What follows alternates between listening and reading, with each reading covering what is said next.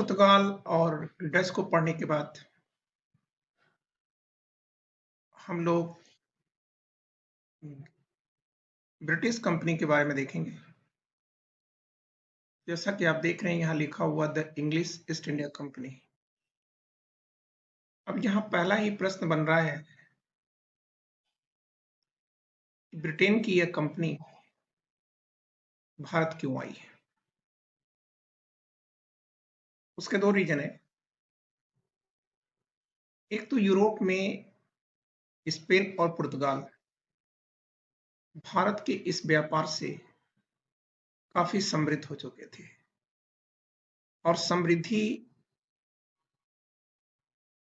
की इच्छा ब्रिटेन में भी थी, इसलिए ब्रिटेन भारत आया था। और क्यों आया था? भारत आने के पीछे उसका मूल उद्देश्य और क्या था? मसाला को प्राप्त करना। लेकिन यह अचानक नहीं आ गई थी। इसके लिए उसने एक सर्वे किया था। वो सर्वे किसके माध्यम से किया था तो आप याद रखिएगा, विलियम ड्रेक।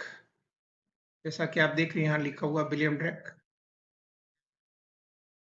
तो विलियम ड्रेक ये कौन है? एक नाविक है जिसने 1580 में समुद्री मार्ग से पूरी दुनिया का चक्कर लगाया था।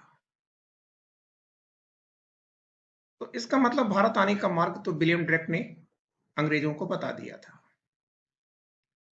लेकिन अंग्रेज आए नहीं। क्यों नहीं आए? क्योंकि उनके आने के मार्ग में एक बड़ी बाधा थी। वो बाधा क्या थी? Spanish armada. अब स्पेनिश आर्मेडा क्या है?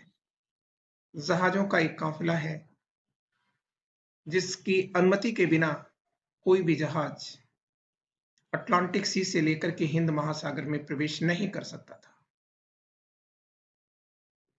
और यही वो स्पेनिश आर्मेडा है जिससे बादशाह अकबर ने भी अनुमति प्राप्त किया था और उसी के बाद ही मुगल जहाजें रेड सी तक पहुंची थी, लाल सागर तक जा सकी थी। अब देखिए ये जो बाधा है ये कैसे समाप्त हो रही है। देखिए ये डेट लिखा है 1588। 1588 में दो घटनाएं होती हैं।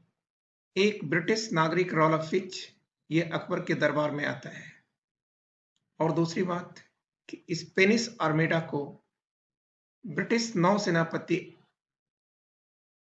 एडमिरल नेल्सन ने पराजित करके और समुद्र में डुबो दिया था। तो इसका मतलब ये है कि स्पेनिश आर्मेडा से जो उनको चुनौती मिलने वाली थी वो अब समाप्त हो गई है। अब दूसरी बात हम आपके सामने कर रहे हैं। देखिए इसके बावजूद भी चुनौती तो समाप्त हो चुकी थी, फिर भी 1593 में या 93 में जेम्स लंकास्टर यह तमिलनाडु की बंदरगाहों से गुजरता है। किस जहाज से गुजरता है? रेड ड्रैगन से। फिर आप यहां देखिए 1599 यहां लिखा है मिल्टन हॉल। अब मिल्टन हॉल भी भारत आता है और इसी की रिपोर्ट पर लंदन में एक कंपनी बनती है जिस कंपनी का नाम है मर्चेंट एडवेंचर्स। ठीक है, तो देखिए जो मर्चेंट एडवेंचर है इसी ने ईस्ट के साथ व्यापार करने के लिए, किससे व्यापार करने के लिए? ईस्ट के साथ व्यापार करने के लिए एक एप्लीकेशन या प्रार्थना पत्र किसको सौंपा था? महारानी एलिजाबेथ को सौंपा था। बेथ महारानी जी ने 31 दिसंबर 1600 को इन्हें व्यापार की अनुमति भी दे दिया था। तो अब देखिए यह व्यापारिक अनुमति कितने साल के लिए मिली थी? 15 वर्ष के लिए। मतलब उसमें उन्होंने लिखा था कि आप 15 वर्ष तक ईस्ट के साथ व्यापार कर सकते हैं। जब मैडम ने ये अनुमति उनको दे दिया तो जो मर्चेंट एडवेंचर से, जिसे MA लिखा है मर्चेंट एडवेंचर, इसका नाम बदल गया और फिर नाम क्या हो गया? The governor and company of merchants trading to the East Indies हो गया। अब ये जो कंपनी बनी, the governor and company of merchants trading to the East Indies, इसके संस्थापक कौन है? दो लोग हैं, एक है जॉन वॉट्स और दूसरे हैं वाइट। क्लियर? अब हम आगे चलते हैं। देखिए, वर्ष 1603 लिखा हुआ है, तो 1603 में महारानी एलिजाबेथ की मृत्यु होती है, इनकी मृत्यु हो गई। जब इनकी मृत्यु हो गई तो इनके बेटे कौन है? किंग्स जेम्स फर्स्ट, ये उनके सक्सेसर या उत्तराधिकारी बनते हैं।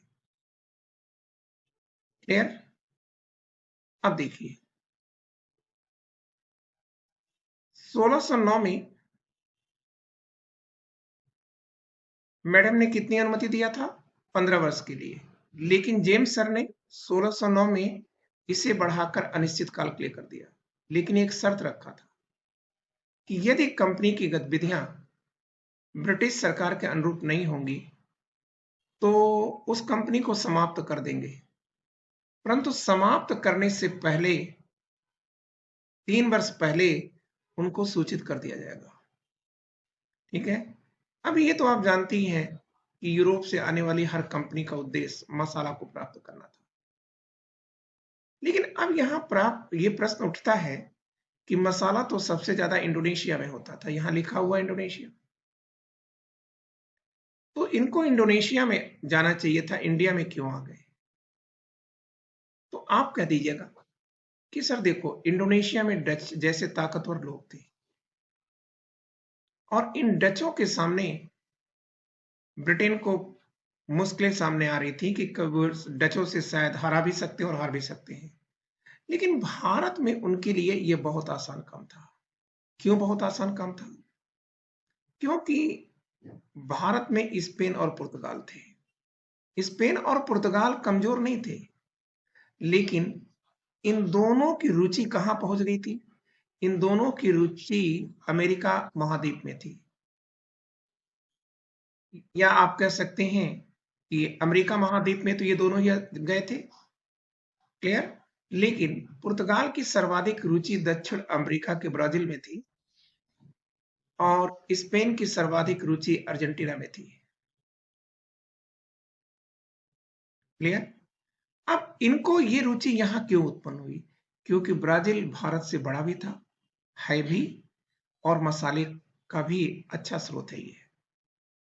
यही बात स्पेन के लिए अर्जेंटीना रहा। क्लियर? और आप जानते हैं कि दक्षिण अमेरिका की जो लैंग्वेज है, भाषा है, वो क्या है? लैटिन है। क्लियर? क्यों हुआ लैटिन? क्योंकि इन्हीं के प्रभाव के कारण। अब हम आगे चल रहे हैं, तो आगे हम ये देखते हैं कि देखिए, कैप्टन हॉकिंस लिखा है ये। कैप्टन हॉकिंस ये कौन है? जेम्स फर्स्ट का पत्र लेकर के ये बादशाह अकबर के दरबार में आए थे। मतलब एलिजाबेथ के समय में भी बादशाह अकबर थे और जेम्स फर्स्ट के काल में भी अकबर थे, लेकिन 1605 में अकबर मर गए थे। तो जेम्स फर्स्ट का ये जो पत्र लिखा गया है, ये अकबर को ही संबोधित था। लेकिन 1608 में जब हॉकिंस जहांगीर से मिलता है तो उसने जहांगीर को सौंपा था। मतलब यह पत्र पिता अकबर के नाम था, लेकिन प्राप्त किसने किया? जहांगीर ने। हॉकिंस कब पहुंचता है? 1608 में। किस स्थान पर उतरा था? सूरत में उतरा था। और हॉकिंस की लैंग्वेज क्या थी? जहांगीर से उसने किस भाषा में बात किया था? फारसी में बात किया था। इसका मतलब हॉकिंस क्या है? द्विभाषिया है। तो जहांगीर इससे बहुत खुश हो गए थे। किससे? हॉकिंस से। तो जब हॉकिंस से बहुत खुश हुए तो उन्होंने क्या किया कि उन हॉकिंस को इंग्लिश खान की उपाधि दिया और फिरंगी खान की उपाधि भी दिया था। और क्या दिया? 400 की मनसबदारी से भी उन्हें विभूषित किया था। अब आप आगे देखिए। लेकिन देखिए, हाकिम से बादशाह जहांगीर के संबंध बहुत अच्छे थे और बादशाह जहांगीर ने उनको सूरत में फैक्ट्री खोलने की या कोठी बनाने की अनुमति भी दे दिया था। लेकिन जहांगीर के इस फरमान का सर्वाधिक विरोध किसने किया था? पुर्तगाली कंपनी ने किया था। और जहांगीर पुर्तगाली कंपनी के विरोध के कारण ये जितनी भी सुविधाएं हॉकिंस को दिया था उसे वापस ले लिया। अब जरा एक बात बताइए, ऐसा कैसे हुआ कि जहांगीर एक कंपनी के कहने से अपने ही फरमान को बदल जा रहे हैं? तो उसका रीजन है कि पुर्तगाली लोग जहांगीर को यूरोपीय हथियार और वाइन से दिया करते थे। तो यहां आपको समझने में अब कोई प्रॉब्लम नहीं हो रही होगी, क्योंकि जो पुर्तगाल है उसी के कहने पर अंग्रेजी कंपनी को जो सुविधाएं दी गई थी वो छीनी गई हैं। ठीक, तो इसका मतलब यह है कि पुर्तगाली कंपनी और अंग्रेज कंपनी के बीच में एक संघर्ष शुरू हो जाएगा और इसी संघर्ष का नाम है स्वाली का युद्ध। और इस युद्ध में क्या हुआ? पुर्तगाल हार गया और सूरत में पुनः कोठी स्थापित करने की उसे अनुमति मिल गई। इसी वर्ष 1611 में ही मुसोलीपत्तनम में गोलकुंडा के सुल्तान से अनुमति प्राप्त करके इन्होंने क्या प्राप्त कर लिया? मुसोलीपत्तनम को प्राप्त कर लिया था। तो इसका मतलब ये हुआ कि अंग्रेजों की अब दो कॉलोनियां बन गई या दो फैक्ट्रियां बन गई, एक पश्चिम में सूरत और दूसरा पूर्व में मुसोलीपत्तनम। लेकिन मुसोलीपत्तनम का ये जो उनको फैसिलिटीज मिली थी गोलकुंडा के सुल्तान द्वारा, वह लंबे समय तक नहीं रह पाई। क्यों नहीं रह पाई लंबे समय तक? क्योंकि उनका विरोध सदैव डचों से होता था और डचों से घबरा करके या परेशान होकर के ये लोग कहाँ चले गए? अरमा गांव चले गए। ये अरमा गांव कहाँ है? पुलिकट में है। और पुलिकट कहाँ है? तमिलनाडु में है। ठीक है, आगे चलिए। अब यहां हमारे सामने एक चीज लिखा है, सुनहला फरमान या गोल्डन फरमान। ये 1632 में किसने दिया और किसको दिया? तो गोलकुंडा के सुल्तान कुतुब शाह ने अंग्रेजों के नाम ये फरमान जारी किया था, जिस फरमान में कहा गया था कि 500 पगोड़ा चुका करके या दे करके, किसे? सुल्तान को दे करके अंग्रेज लोग गोलकुंडा के बंदरगाह का मुक्त व्यापार कर सकते हैं। क्लियर? अब ये दूसरी डेट आप देखिए, 1639 है। 1639 में ये देखिए आप लिखा है फोर्ट सेंट डेविड जॉर्ज। तो 1639 में, पहले आप इसको समझिए, 1639 में चंद्रगिरी स्टेट ने, कि राजा कौन है? शेर खान लोदी है। शेर खान लोदी। चंद्रगिरी कहां पड़ता है? कर्नाटक में पड़ता है। शेर खान लोदी। तो शेर खान लोदी ने मद्रास को पट्टे पर दिया था। किसे दिया था पट्टे पर? अंग्रेज जो स्थापत्यकार हैं फ्रांसिस डे, उन्हीं को दिया था। और इसी फ्रांसिस डे ने मद्रास की स्थापना किया था। मतलब मद्रास का स्थापत्यकार कौन है? फ्रांसिस डे है। यह आप याद रखिएगा। और फ्रांसिस डे ने यहां पर कौन सा किला बनाया था? फोर्ट सेंट डेविड जॉर्ज नाम के किले का विकास किया था। अब 1639 के बाद 1651। अब 1651 में आप देखिए क्या हो रहा है। 1651 में शाह शुजा, ये बंगाल के गवर्नर हैं या सूबेदार हैं, इन्होंने कंपनी को यह अनुमति दिया था कि वो 3000 रुपए चुका करके बंगाल के भूभाग का प्रयोग वह करमुक्त व्यापार के लिए कर सकते हैं। इसके साथ साथ 1680 के अंदर 80 में ये जो औरंगजेब है, इनका फरमान आ रहा है और इसमें इन्होंने कहा कि अंग्रेजों से किसी भी कीमत पर 3.5% से ज्यादा टैक्स न लिए जाए। और अब अगला जो टॉपिक आपके बीच में आ रहा है वो है बंबई। तो देखिए 1661 में पुर्तगाल की राजकुमारी है कैथरीन ब्रागांजा। ये पुर्तगाल की राजकुमारी है। इनकी शादी किससे हो रही है? चार्ल्स फर्स्ट ब्रिटेन के राजकुमार से हो रही है। मतलब 1661 में कैथरीन ब्रागांजा जो कि पुर्तगाल की राजकुमारी हैं, उनकी शादी हो रही है ब्रिटेन के राजकुमार चार्ल्स फर्स्ट के साथ। तो जब इनकी शादी हुई तो उसी समय बंबई का भूभाग दहेज में पुर्तगाल ने किसको दिया था? ब्रिटेन को दिया था। इस प्रकार से बंबई पर इनका अधिकार हो गया। किसका? अंग्रेजों का। लेकिन अब 1661 के बाद आप ये डेट देखिए 1688।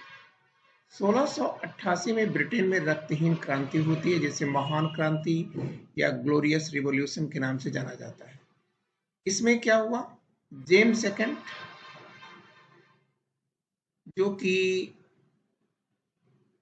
ब्रिटेन के राजा थे, उनको विलियम थर्ड और उनकी पत्नी क्वीन मैरी ने हटा दिया। लेकिन इसमें किसी प्रकार का कोई रक्तपात नहीं हुआ था, इसलिए इसे रक्तहीन क्रांति कहा जाता है। तो जेम्स सेकंड के बाद अब कौन सत्तासीन हो रहा है? विलियम थर्ड और क्वीन मैरी। तो विलियम थर्ड और क्वीन मैरी ने किया क्या? तो देखिए, विलियम की सरकार ने कंपनी के व्यापारिक एकाधिकार को समाप्त कर दिया और निर्देशित किया था कि ब्रिटेन का प्रत्येक नागरिक भारत के साथ व्यापार करने का अधिकार रखता है। मतलब ब्रिटेन के प्रत्येक नागरिक को इन्होंने क्या किया? भारत से व्यापार की अनुमति दे दिया। और हाउस ऑफ कॉमन क्या है? तो ब्रिटेन की सदन का या संसद का निचला सदन है, जैसे भारत में लोकसभा। और इसे कह रहा है कि और इसे हाउस ऑफ कॉमन के द्वारा मान्यता भी दिला दिया। ठीक। अब इसका क्या प्रभाव आएगा? स्वतंत्र व्यापार का जन्म हुआ। ब्रिटेन के लोग अब स्वतंत्र रूप से व्यापार करते थे, लेकिन इस व्यापार से नाराज कौन होगा? तो आप कहेंगे इस व्यापार से नाराज थी पुरानी वाली कंपनी। क्लियर? तो जो पुरानी वाली कंपनी इससे नाराज थी, तो कंपनी क्या करती थी? इन स्वतंत्र व्यापारियों को इंटरलूपर कहा करती थी। इंटरलूपर किसे कहा जाता है? जो चोरी चोरी व्यापार करते हैं उनको इंटरलूपर कहते हैं।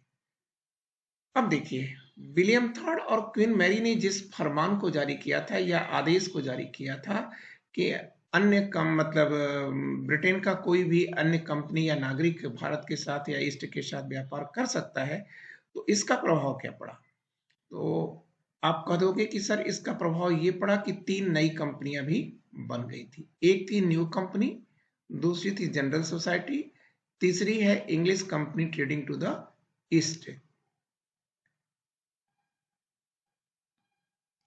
अब ये देखिए आप कि परंतु कोई भी जो कंपनी है, मतलब ये जो तीनों कंपनियां हैं, चाहे वो न्यू कंपनी हो, चाहे वो जनरल सोसाइटी हो, चाहे English company trading to the East हो, इस तीनों कंपनियों में से कोई कंपनी सफल नहीं हो पाई, मतलब सही ढंग से वो नहीं चल पा रही है। तो जनरल नहीं चल पाई, ठीक है ना? फिर कह रहा है कि जनरल सोसाइटी ने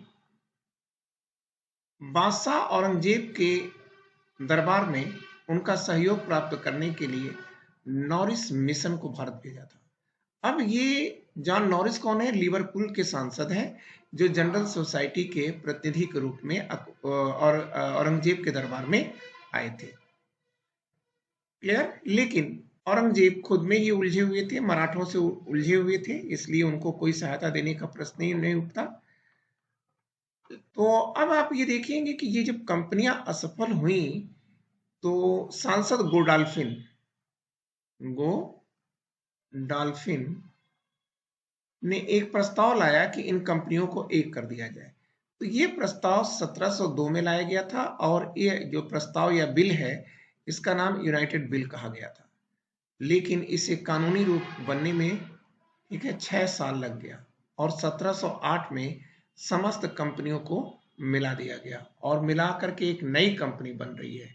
उस कंपनी का नाम क्या है? The United company of merchants of London trading to the East Indies, ये नाम दे दिया गया और इसी नाम से कंपनी भारत में व्यापार करती रही। परंतु 1833 के चार्टर्ड एक्ट के द्वारा इसका नाम बदल करके ईस्ट इंडिया कंपनी कर दिया गया और इसी के साथ कंपनी का कार्य भी बदल गया था। अब कंपनी व्यापार का कार्य नहीं करती थी, अपितु ईस्ट इंडिया कंपनी एक राजनीतिक पार्टी में बदल चुकी थी। थोड़ा सा मैटर हमें कलकत्ता के बारे में भी जानना होगा कि कलकत्ता में क्या है। देखिए, जो कलकत्ता है ये कैसे बनता है। 1696 में बंगाल के सूबेदार हैं अजीमुस्सान। अजीमुस्सान मतलब औरंगजेब के बेटे, और इसी अजीम उस्सान की अनुमति प्राप्त करके कंपनी ने काली घाट, सूतानती और गोविंदपुर, ये 3 गांव हैं, इन तीनों गांवों की जमींदारी को मात्र 1200 रुपए में खरीद लिया था। अब कह रहा है कि इन्हीं तीनों गांवों को मिलाकर के कलकत्ता की स्थापना हुई है। ये स्थापना किसने किया है? जाप चारनाक ने किया है। तो इसका मतलब कलकत्ता का स्थापत्यकार कौन हुआ? जाप चारनाक हुए। और इसी जाप चारनाक ने 1700 ईस्वी में अपने राजा विलियम थर्ड के नाम पर फोर्ट विलियम की स्थापना किया था और 1700 से ही फोर्ट विलियम अंग्रेजों के मुख्यालय के रूप में कार्य करता रहा। ठीक है, कब तक? 1911 तक। हम देखिए, फोर्ट विलियम का पहला गवर्नर कौन है? फोर्ट विलियम का पहला गवर्नर सर चार्ल्स आयर है। अब कह रहा है कि यहां ये मैटर आपका एंड कर गया। कभी कभी आपसे पूछता है कि जॉन सरमन मिशन क्या है। तो देखिए, कह रहा है कि जॉन सरमन मिशन 1717 में आया था। ठीक है, क्यों आया? तो किसके दरबार में आया? तो आप कहेंगे सर इस समय फारूक सियर का कार्य, फारूक सियर, बादशाह फारूक सियर का कार्यकाल है, तो इन्हीं के दरबार में आया था। क्यों आया था? तो कंपनी को सुविधा प्राप्त करने के लिए आया था। इसके अध्यक्ष कौन है? जॉन सरमन है। लेकिन इसके सदस्य कौन है? एडवर्ड स्टीफेंसन है, विलियम हैमिल्टन है और ख्वाजा सरहद है। तो इसमें विलियम हैमिल्टन जो है ये दिखाया जा रहा है कि ये पेशे से सर्जन है, ये डॉक्टर है और इन्होंने बेगम फारूकसियर की चिकित्सा किया था। उससे खुश होकर के फारूकसियर ने इनको कुछ फरमान दे दिया था, कुछ मतलब सुविधाएं दिया था, जिससे इतिहासकार ओर्म्स ने क्या कहा है? अंग्रेजों का मैग्ना कार्टा कहा है। अब ये जो सुविधाएं दी गई उसमें क्या था कि भैया 3000 रुपए दे करके आप पूरे बंगाल में मुक्त व्यापार कर सकते हैं और 10,000 रुपए चुका करके आप सूरत के बंदरगाह का प्रयोग कर सकते हैं। हैदराबाद में अंग्रेजों की जो भी देनदारी थी वो सभी समाप्त कर दी गई। अब आपके सामने अगली कंपनी आ रही है और वो अगली कंपनी है डेन कंपनी। यह डेन कंपनी कहां से है? डेनमार्क से। कब आई थी? 1616 में आई थी। 1620 में यह तमिलनाडु के त्रावणकोर में अपनी पहली फैक्ट्री की स्थापना करती है और 1676 में यह बंगाल में आती है और श्रीरामपुर में, कहां पर? श्रीरामपुर, अपनी दूसरी फैक्ट्री को भी इसने स्थापित किया है। अब श्रीरामपुर के बारे में कह रहा है कि श्रीरामपुर ही डेन कंपनी का मुख्यालय बना। भारत में लगातार ये कंपनी असफल होती रही और असफल होने के बाद इसने 1745 में अपनी पूरी संपत्ति को ब्रिटिश ईस्ट इंडिया कंपनी के हाथों में बेच करके और चीन चली गई। अब हमारे सामने जो अगली कंपनी आई देखिए वो है भारत में फ्रांसीसी कंपनी। तो फ्रांसीसी कंपनी का थोड़ा सा पृष्ठभूमि जान लेते हैं। 1658 में या 58 में फ्रांस से एक डॉक्टर आते हैं बर्नियर। इन्होंने भारत का दौरा किया और सुझाव दिया किसको? फ्रांस का जो सम्राट है लुई 14, उनको सुझाव दिया था ठीक है ना, कि सर ईस्ट के साथ व्यापार करना या भारत के साथ व्यापार करना लाभदायक होगा। अपने वित्त मंत्री मतलब सम्राट लुई अपने वित्त मंत्री कोलबर्ट का सुझाव प्राप्त करते हैं। मतलब कोल्ब, देखिए पहले पूरी बात को समझिए। देखिए भारत में फ्रांसीसी कंपनी कैसे बनती है। तो भारत में एक डॉक्टर थे, डॉक्टर बर्नियर, ये भारत के दौरे पर थे। 1658 का वक्त था और इसी समय उन्होंने डायरेक्ट सुझाव तो राजा को दे नहीं सकते ये, तो उन्होंने यह सुझाव किसको दिया था? फ्रांस के वित्त मंत्री कोलबर्ट को दिया था। कोलबर्ट ने किसको सुझाव दिया? सम्राट लुई 14 को दिया। और इस प्रकार सम्राट लुई 14 ने वर्साई, पेरिस के पास कौन सा राजमहल है? वर्साई का राजमहल। तो वर्साई पैलेस में फ्रांसीसी ईस्ट इंडिया कंपनी की स्थापना कर दिया है। यह एक कैसी कंपनी है? आप कहोगे कि सर यह एक सरकारी कंपनी है। अब इस फ्रांसीसी ईस्ट इंडिया कंपनी का भारत में कैसे विकास होता है? तो देखो, फ्रैंक कैरो है और फ्रैंक कैरो ने 1667 में क्या किया? ये भारत आते हैं और 1668 में इन्होंने सूरत में फ्रांसीसियों की पहली कंपनी की स्थापना किया था। और दूसरे हैं मरकारा। मरकारा फ्रांसीसी नागरिक तो हैं लेकिन मूल रूप से वो आर्मेनिया के थे। तो इन्होंने क्या किया कि 1669 में मुसोलीपट्टनम में अपनी दूसरी फैक्ट्री की स्थापना किया था। 1673 में फ्रांसिस मार्टिन ने पादचुरा गांव को शेर खान लोदी से प्राप्त किया था। अब ये शेर खान लोदी कहाँ का शासक है? कर्नाटक का। मार्टिन ने मतलब जो पादचुरा गांव है, कह रहा है मार्टिन ने इसी पादचुरा गांव का नाम बदल के क्या कर दिया? पांडिचेरी नाम कर दिया। और पांडिचेरी में उसने एक किले का निर्माण किया था जिसे फोर्ट लुई कहा जाता है। अब यहां पर याद रखिएगा कि 1690 में बंगाल के चंद्रनगर की स्थापना हुई थी। मतलब फ्रांसीसी ईस्ट इंडिया कंपनी ने 1690 में बंगाल में चंद्रनगर की स्थापना किया था। फिर कह रहा है कि 1701 से पांडिचेरी फ्रांस के मुख्यालय के रूप में बदला। मतलब पांडिचेरी की स्थापना कब हुई? अभी आपने देखा था कि पांडिचेरी की स्थापना 1673 में हुई थी। ठीक है ना, ये आप देखिए 1673 में फ्रांसिस मार्टिन ने पांडिचेरी को डिजाइन किया था। या स्थापत्यकार कौन है पांडिचेरी के? Francis Martin. और इन्होंने ही पांडिचेरी में फोर्ट लुई नाम के एक किले का निर्माण किया था। अब कह रहा है कि यह जो पांडिचेरी है, सॉरी, ये जो पांडिचेरी है, यह मुख्यालय में कब बदला है? 1701 में। फिर फ्रांस का भारतीय राजनीति से ये बाहर कब हो रहा है? तो ये देखिए 1760 में एक युद्ध हुआ था जिसे कहा जाता है वांडीवास का युद्ध। वांडीवास का युद्ध, समझ गया? ये जो वांडीवास का युद्ध था, इसमें दो लोग लड़े थे। एक तो था फ्रांसीसी कंपनी और दूसरी थी ब्रिटिश कंपनी। तो फ्रांस की तरफ से सेनापति काउंट द लैली थे और ब्रिटेन की तरफ से सर आयरकूट थे। लेकिन इस युद्ध में सर आयरकूट ने फ्रांसीसी सेनापति काउंट द लैली को पराजित कर दिया था। अब जब इन्होंने पराजित कर दिया तो यह युद्ध कैसे समाप्त होता है? तो आप बताओगे कि सर यह युद्ध जो है 1763 की पेरिस की संधि से समाप्त हुआ था। इस प्रकार फ्रांस भारत के राजनीतिक क्षितिज से बाहर हो गया था। अब यहां आपको याद रखना है कि भारत आने वाली अंतिम जो कंपनी है, छठी कंपनी है, वो है स्वीडिश कंपनी। ठीक है ना? कब आई थी? 1731 में। परंतु भारत की हालात को देखा और उसे अपने उपयुक्त या अनुरूप नहीं पाया। ठीक है, और फिर वो करती क्या है कि सीधे सीधे चीन चली जाती है। Thank you, wishing you all the best.